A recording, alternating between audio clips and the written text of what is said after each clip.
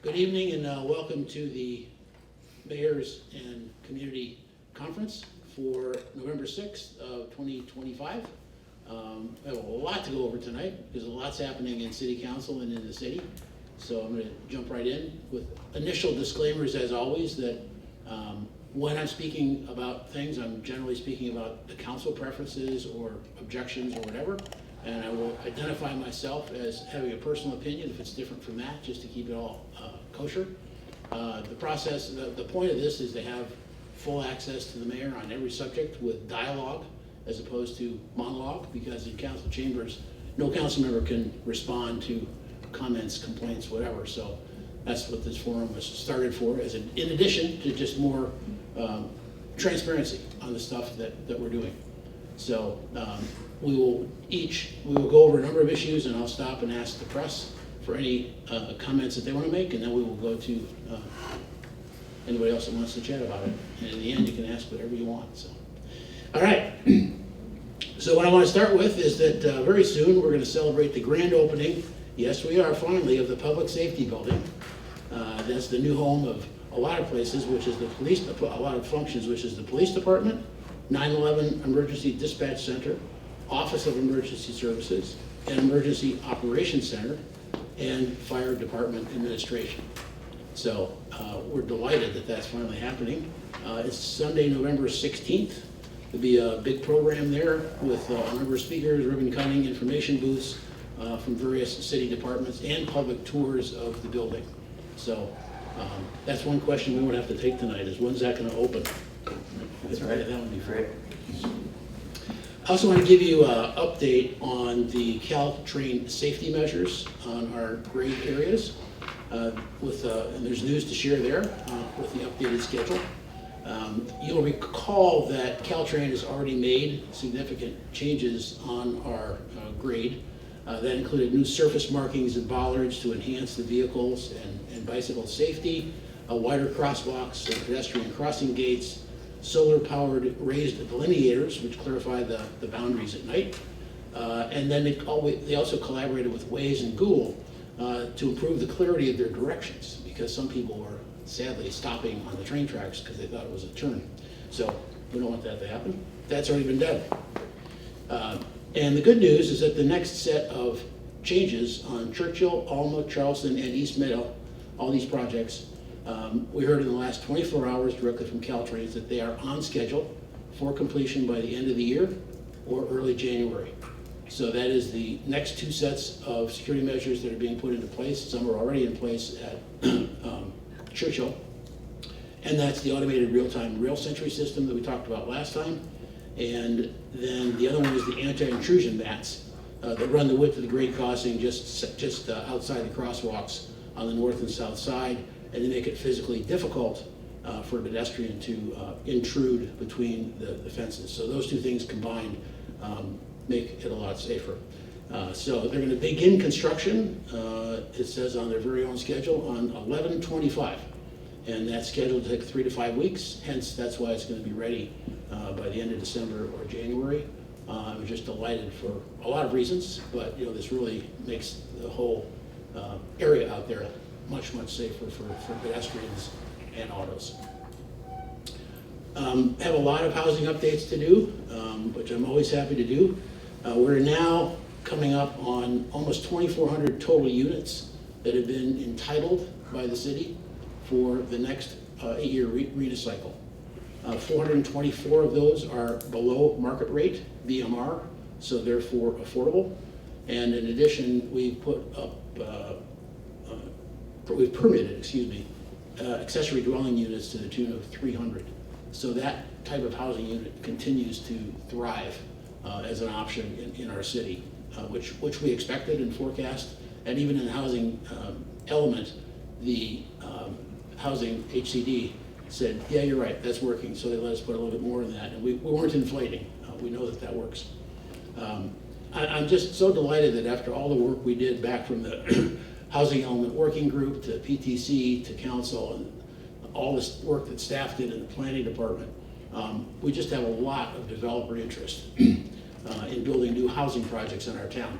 And we have that in spite of very high construction costs and very high interest rates. That dampers it, and it makes it a little bit more expensive, but most of the developers are playing for the long term in Palo Alto, and it's a good story so far. And we'll also note that we're going to have a housing dashboard released soon, and then you can hear it. You don't have to hear it from me. You can look every day and see what's going on, because it'll be on our website at paloalto.gov/housing. Staff's finishing that up. It'll be later this month, and so it's going to show anybody that wants to look there where we are with the pipeline and where they are in the process. Other housing updates. A number of you have heard about good old SB 79. Last week, Council discussed that. That's a new bill that just came out of the legislature that the governor just signed.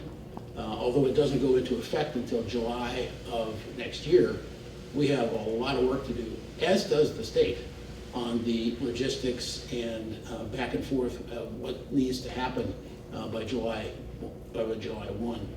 So we talked about that in the context of what was already going on, which was the downtown housing plan.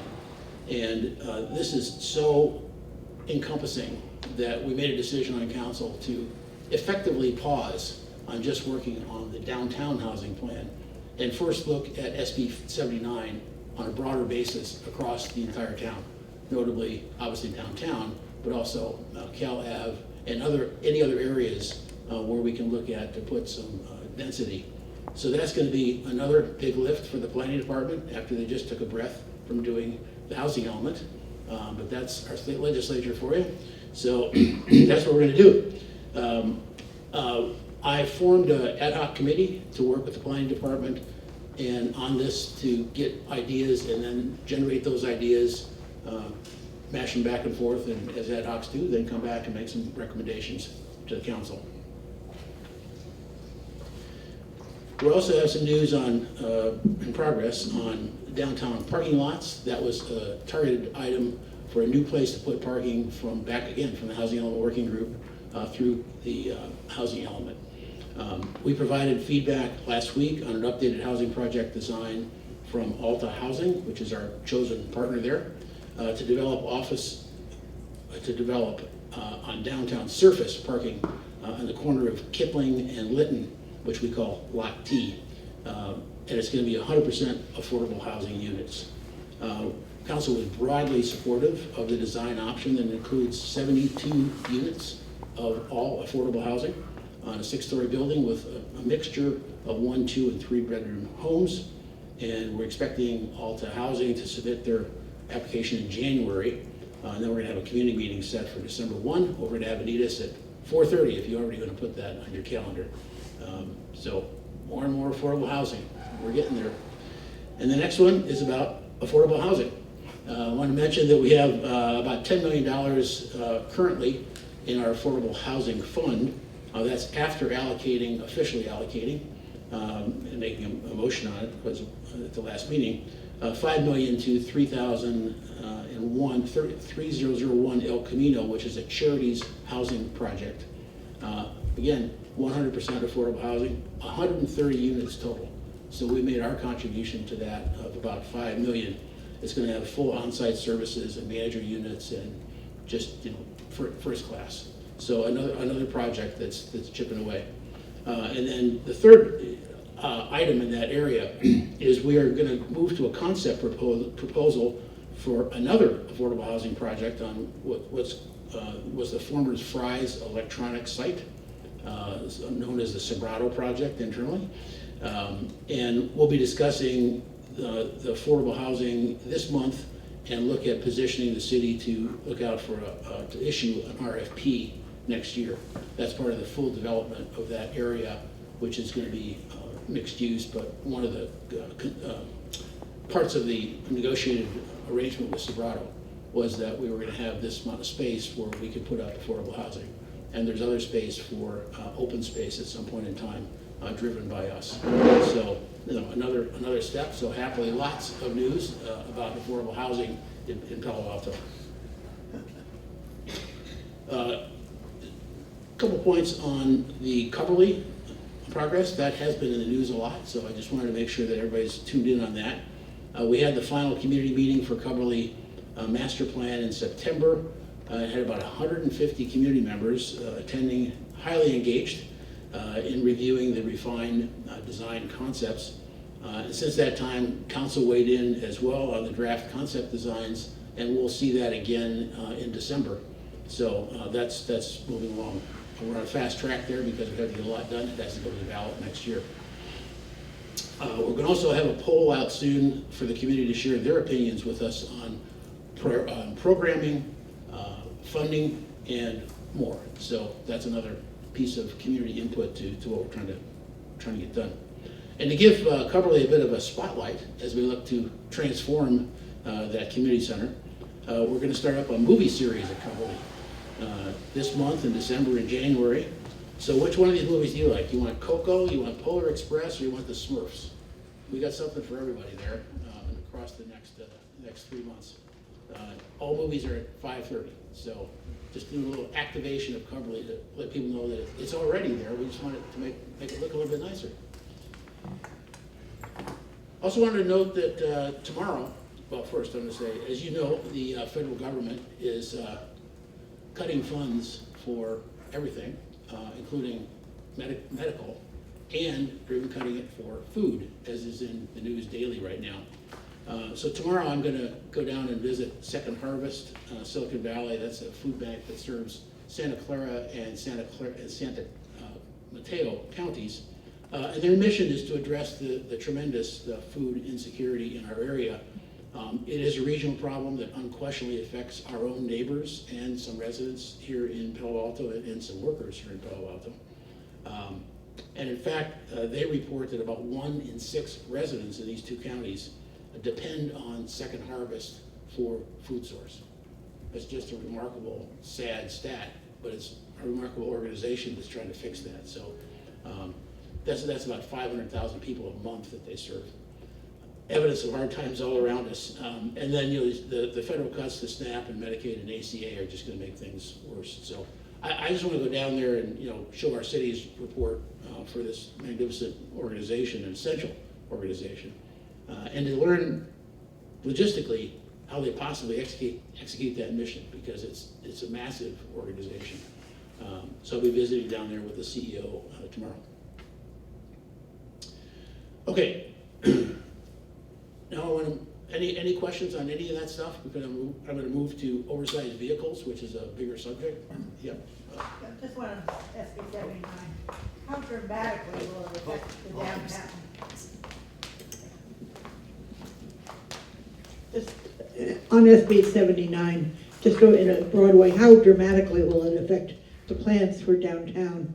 And what is the best and worst things you envision you'll have to change to accommodate the what's in SB 79? It's frankly, it's a little hard to tell right now. That's why the planning department asked for some help, some collaboration from council members, so that they can just get into an ad hoc setting and hash around what's going on. We know that there has to be a certain amount of density. There's provisions in the law that, as I said, even the state bureaucrats are coming up the learning curve on, and certainly our planning department is, because it's a whole new law. This happens every year, and this one's a biggie. So there's a lot of density, but there's a possibility of sort of relocating some of that density to other places in what's called the alternative, what's the phrase? Alternative plan, yeah. I thought it was some other acronym. More high-rise? Well, yeah, there's gonna be more high-rise, but some of that can be,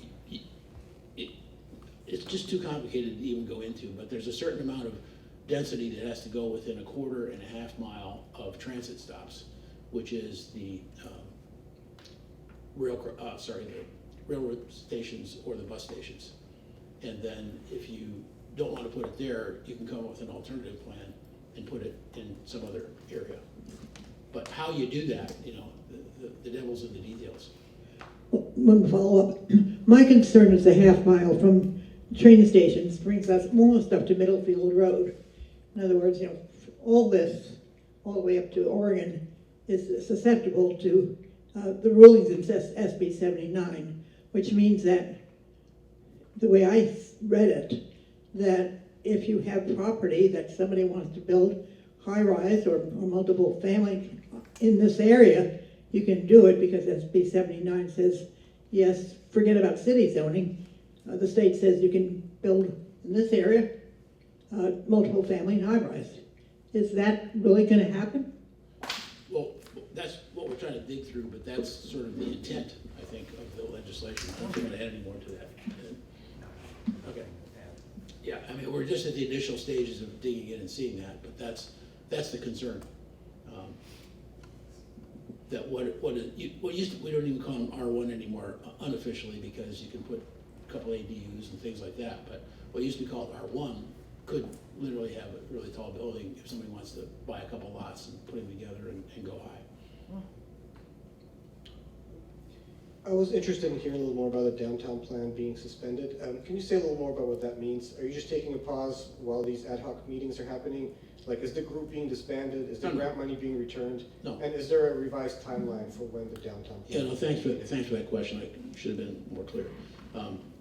What I tried to say was just a pause because we have to consider 79 as sort of the whole blanket issue in the whole area to see where the density can go. And I guess in one sense, that's good because it can go in a number of places, but we got to act on it now. We thought we were done after we got the housing element approved, but we weren't. So we have to jump back in and see this whole new great big item to manage before we can sort of go forward while still trying to do execution on the housing plan for the number of units that we have the quota for. So no, it's going to stay in place. It's just we feel like we have to really understand this SB 79 for the entire city and then go back to the specifics of the downtown plan. In essence, it would be too narrow to just stay looking at the downtown plan right now when we suddenly have a very high priority. We're sort of triaging.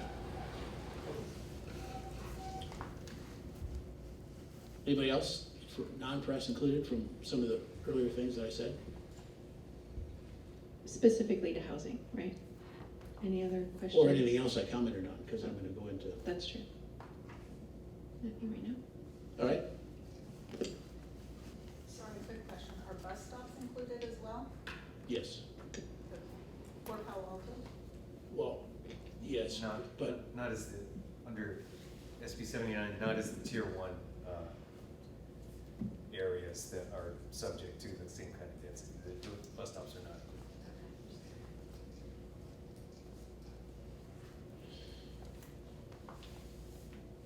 okay. Now I want to talk about the issue of. Oh, sorry. Can I put it out here? Yeah. Okay. I want to talk about the issue of oversized vehicles. Governments need acronyms, so we're calling it OSVs. So what does it mean, this issue of oversized vehicles? And I just want to spend a couple minutes on that because I want to make sure we all know what we're talking about on the same page. So what it addresses in terms of the problems and the solutions is sort of the following. We definitely have a homeless problem here in Palo Alto. And actual counts that have been published in the last couple of weeks confirm that compared to the rest of the county, our unhoused population is radically higher as a percentage of those that live in OSVs for reasons that we don't need to worry about because it's just the case. And so part of that is good news compared to the rest of the county because these folks have a roof over their head. But the other problem we're dealing with is that we have an OSV problem because the volume of overnight parking has just significantly increased over the last year for a variety of reasons. And the volume, certainly in my personal view, is just too much to handle in the business parks and some of the other areas, and a couple of the residential areas. And we're all aware of the fallout and the issues. We have folks that are customers of the businesses can't get there. Employees can't get to work and have a place to park. Even delivery trucks can't unload stuff to get there, and they're parking it way down the street. So it's just And there's sanitation issues that are quite real, and there's clutter issues. So there are two problems, therefore, that we're trying to address simultaneously. And council wants to give sort of urgent relief to these businesses because it's gotten to be such a large volume, while also working to find alternative places for some of these OSVs to park, and also to continue doing outreach to making folks that are living there aware of alternatives. Noting for the record that waiting lists to get into shelters and affordable housing are very long. So the obvious long-term best case scenario is that people move out of OSVs and they get housing. In that regard, we're very eager to get the Home Key project up and running on San Antonio in early 2026. That's going to have 88 units of transitional housing, and it can be up to 200 people. So that's 88 households that can be serviced if qualified and so on, to get into those home units and potentially out of their OSVs. So that's the kind of ideal case that we want to try to get people into. Obviously, creating more affordable below market rate housing is another future option, and you just saw some of the future coming to light here on some of the other housing items that I mentioned. But unfortunately, that's the future, and this is now. So we have to work on both of these problems simultaneously, and that's what we're doing. So our Policy and Services Standing Committee worked on this starting back in August, based on a very broad, very deep set of options created by our staff. In my view, fantastic work in terms of setting out the various options that we can look at. And from there, council has now moved on to action, and is getting going on this, on a number of the ideas, not the full set of ideas from staff or from Policy and Services. And so I want to recap that for you right now.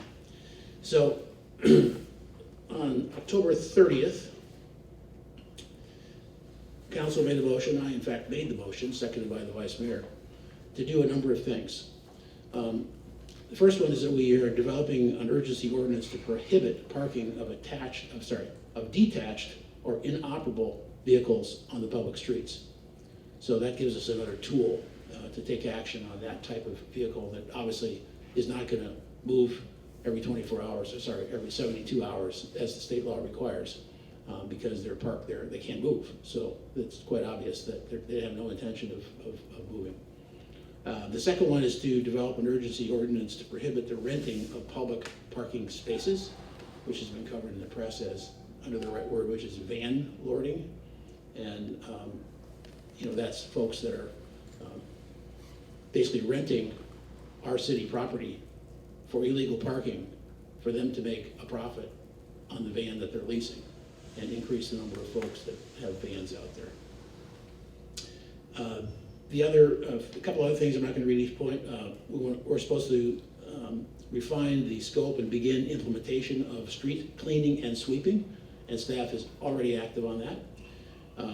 Council asked me to create a ad hoc committee to get in the weeds and work on this intensely and very quickly.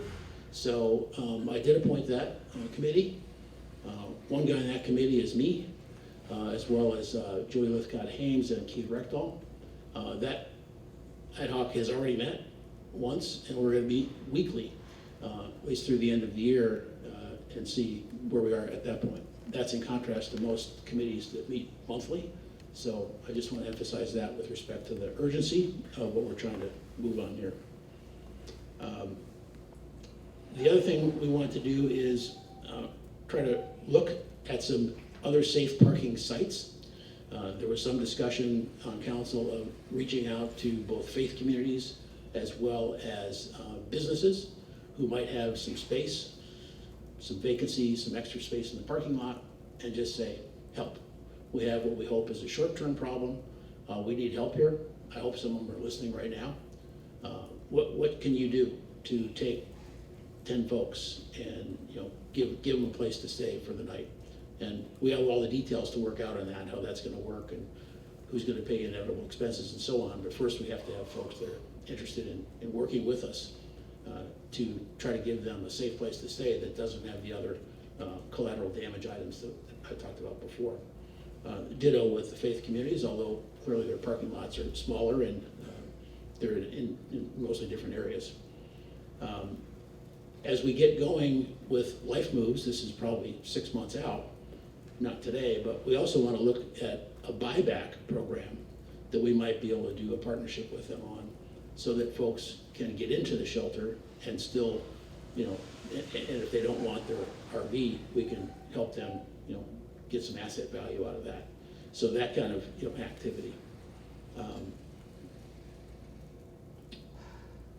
And a number of other items. The only other thing I want to mention is that to show that we're serious about it and also that this costs money, council in the same motion approved up to about $800,000 for all of the things that have to happen here in the details, because we have to have you know, various signs around street sweeping, and we have to increase staff for street sweeping and cleaning and various things like that. So there's already, you know, money on the table to fund this.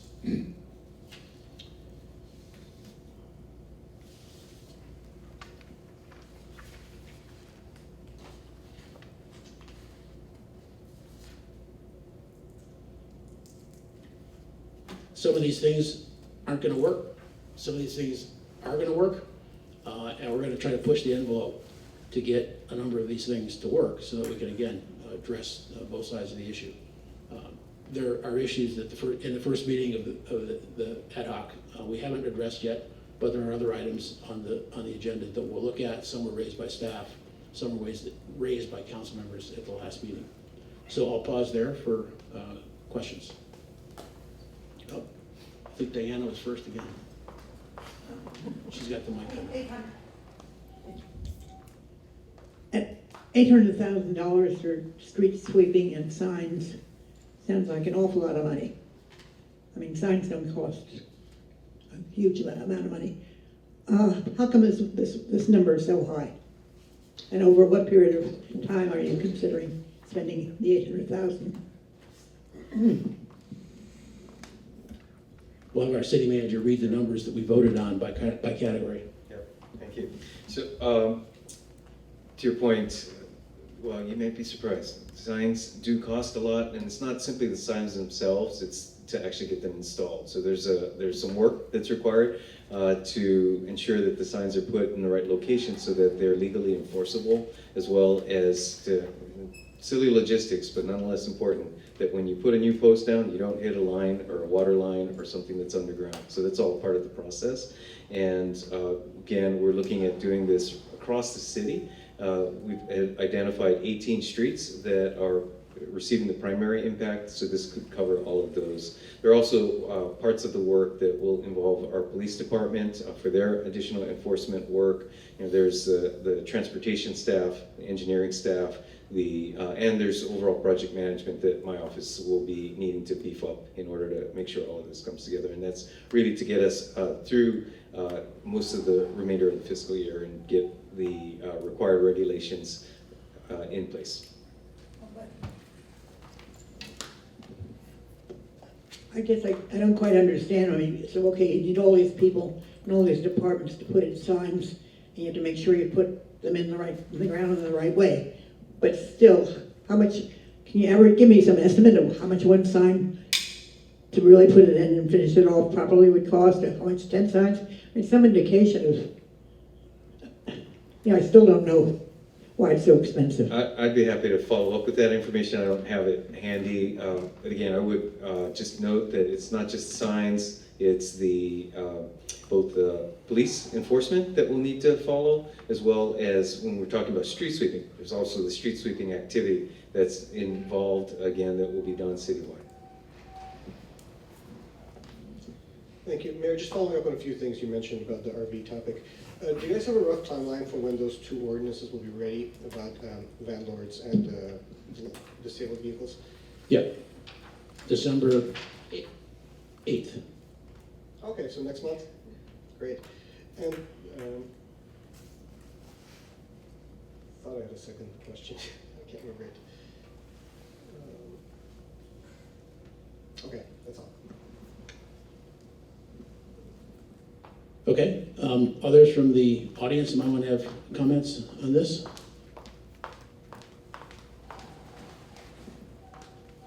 Please correct me if I'm wrong, but the projected amount for some of these things that were going to be implemented that the news has been talking about for a couple months now was projected to be a lot more than 800,000. I don't have the exact notes with me right now. I think it was like at least more than $1 million, maybe more than 2 million.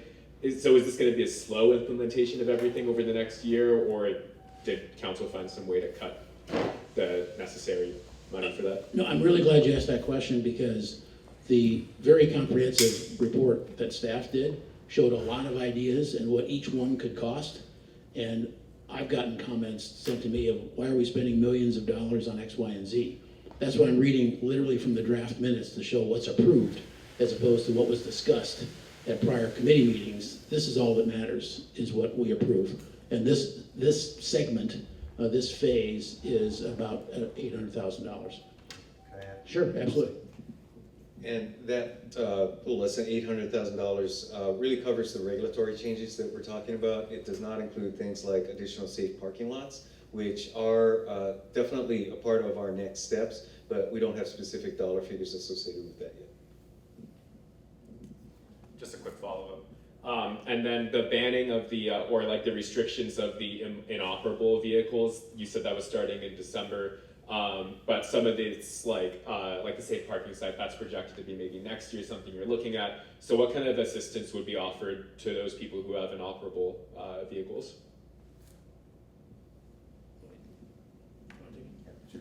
Yeah, at this point, we do have limited safe parking available, and there may be opportunities to expand the existing safe parking at our faith-based sites. So those are possibilities within this time frame. They haven't specifically been fleshed out, but again, we've got our own safe parking site here in Palo Alto. Very limited capacity, but that is an option. Other questions from the audience? Okay. No more over here? Okay. All right. Any other topics that you'd like to talk about? Yeah, Yeah, I have a, Mike for you. Sorry, we do need the mic, so. Thank you. This is a very different topic, but first I want to thank you, Mayor and City Manager, for these press conferences. They're really great. It's my first time attending, but I've watched them on replay and they've been informative. As you may know, Palo Alto residents feel so strongly that council proactively defends city neighborhoods from San Francisco International Airport's for-profit dumping of noise over the city, that in 2018, council voted on a step-by-step policy to do just that. Specifically, to not miss any opportunity to sue. For council to deliberate and vote on each case. Not leave it to staff, to a staff decision or in obscurity. An opportunity is here with SFO's draft environmental impact report, or DEIR. As a local example, the city of Alameda expeditiously achieved a settlement from Oakland on their airport DEIR.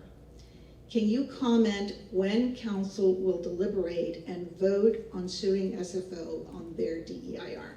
Thank you.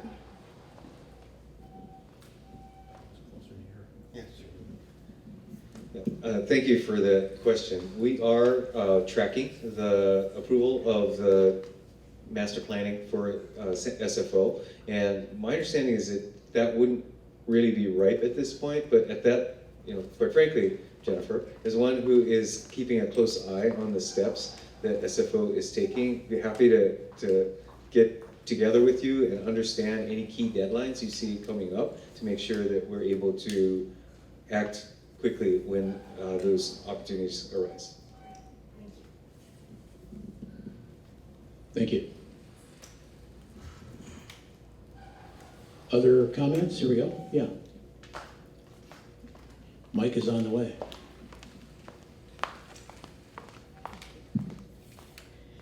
Greetings, Mayor Lowing, and thank you for your service to our community and for providing this opportunity for questions of current relevance to our community. My name is Carol Garston, and I'm a 23-year resident of Palo Alto and the founder and producer of the Third Thursday California Avenue Music Festival. I recently sent you an email of my concerns about the Third Thursday Music Festival being canceled by the city manager. In my recent meeting with the city manager, Councilwoman Julie Lithgott-Haynes and John King, both the city manager and Councilwoman Julie Lithgott-Haynes claimed that the so-called complaints from Cal business owners was the reason that the city canceled the Third Thursday event. This so-called list of businesses with grievances has never been made public nor revealed to me. I've been essentially told without any documentation of specific complaints that I can no longer run the event that I created and have successfully produced for the past 30 straight months. In the last 10 days, I've collected an action petition of support from 31 of the 35 business merchants on Cal Ave who enthusiastically support my continuance in producing the event. There are currently 45 operating businesses on Car-Free Cal Ave, and my list of supporting businesses is continuing to grow. Additionally, I have collected about 150 signatures of support from the community at large. In our current world, where misinformation and fake news is rampant, my question to you is, what will you do as the leader of our city council to support an open dialogue to resolve this conflict and insist on transparency and facts and not rumors and innuendo?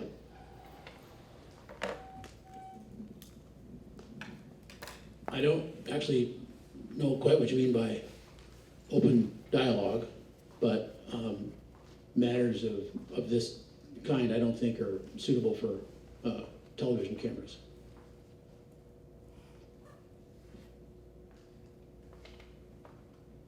Any other questions?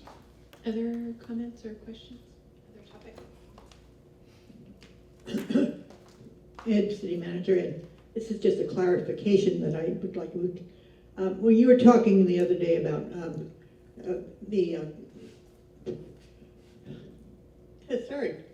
all the contracts we give out for consulting, you said, okay, the city council is going to continue to study this matter, and you would present to them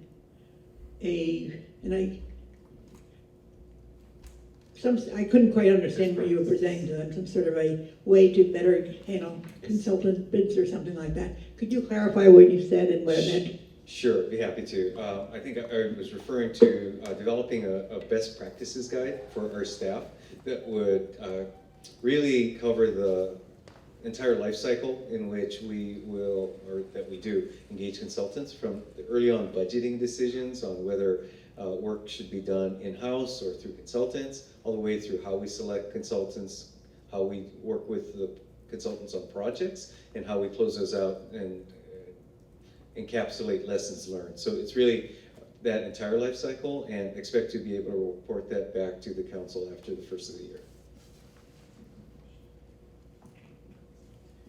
Thank you. Just to follow up on that consultant subject, does the scope of that involve the city auditor, which is also being conducted by consultants based on council direction? Yes, it does. I have been in contact with the city auditor, and they have on their work plan developing somewhat independent best practices to look at, again, practices both from other agencies as well as what might be helpful for us. So they're doing that work in parallel, and will feed into our work. But my point is, they themselves are consultants who replaced in-house staff. So is there like an independent look as to whether that decision is working out for the city? Because, I mean, the city's basically consulting out an office that's in the city charter to a firm in Chicago. But is that consideration of that earlier decision part of the scope of this? Well, it certainly could be an application of the best practices that we are developing, and it might be an interesting case study to see to what extent our work with Baker Tilly in this particular case follows those best practices. And again, it's everything from how we develop scopes and budgeting and ensure that we're generating the best value for the dollars. Great, thank you. So also, I just want to go back to the question I forgot to ask about the RV topic. It's yes or no. I'm just curious whether you guys have had any interest yet, or from any commercial property owners or congregations? I know it's still pretty early in the process, but We haven't done a lot of outreach on that. One ad hoc member sent a letter to some people, but that's as far as we've gotten as of yesterday when we had the ad hoc meeting, so. okay, thank you. But we're eager to see, that's an unknown exercise. We're eager to see if there's some opportunity there. Because even if if 3 businesses took 5 OSVs for a while, that would even help. So, I also said from the dais that, we have to do some things that are going to affect us at scale. One of the things that council discussed was, are there incremental things like a couple more or 3 spaces at Ging Road where we already have this kind of facility? And A, there isn't, but B, if there was, that's not something in my view at this point that we should be looking at. I think we have to look at something that's gonna more significantly take big bites out of the current population for the problems that are there, which means we have to have cooperation from the businesses and even in some cases from the occupants to help us figure out how to get through the combined problems of unhoused and also folks can't do business.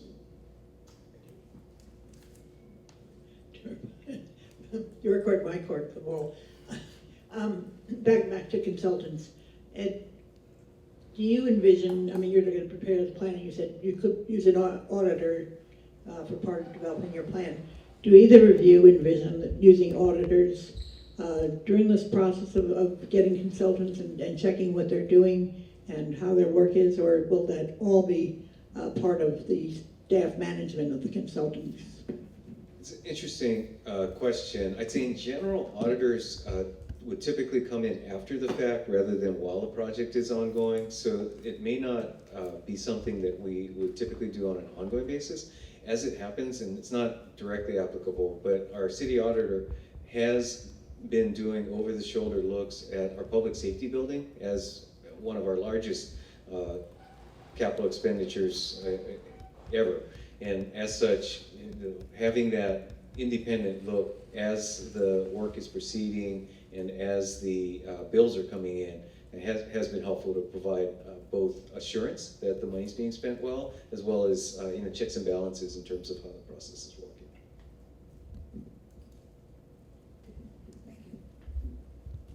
Other topics, other questions?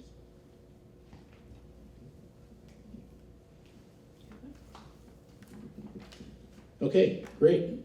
Thanks for your attendance in person and those of you online, and any of you want to give feedback on this format, please feel free to get at me at just, ed.lowing@paloalto.gov.